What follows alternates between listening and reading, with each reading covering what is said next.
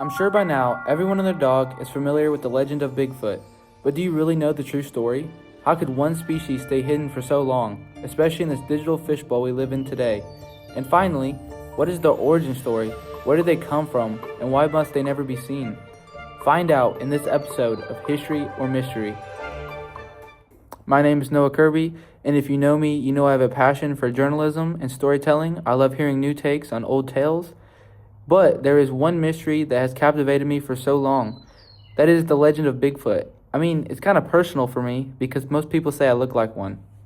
But in all seriousness, it's a fascinating mystery that gets talked about constantly. However, nobody has really tapped into the logistics of it all. I mean, how is it possible for an 8-foot-tall, hairy-like man to evade the entire world for centuries? I mean, even El Chapo couldn't pull that off, and he had tunnels. To get a better understanding of this, let's look at the origin of this insane beast. The original Bigfoot was known as the Sasquatch. The name is actually derived from a word that means wild man. Long before modern times, Native American tribes in the Pacific Northwest maintained stories of a tall, hairy, ogre-like creature. They described them as wild men because, let's be honest, in the wilderness, things get a bit extreme. There is also European folklore describing a similar wild man archetype. But the Bigfoot we know today, that name didn't stick until 1958.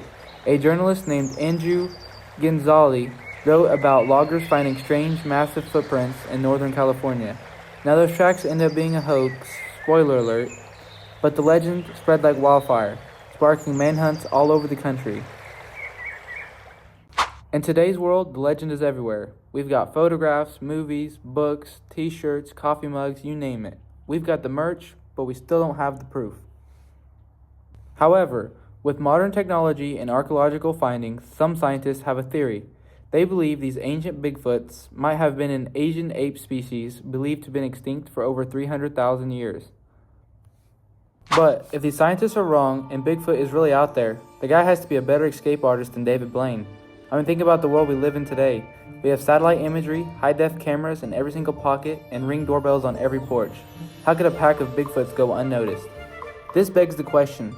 Maybe they have superpowers. We're talking invincibility, super speed, the works. But even if they do exist, they don't seem to bother us. So what's the harm? Maybe they could be trading partners.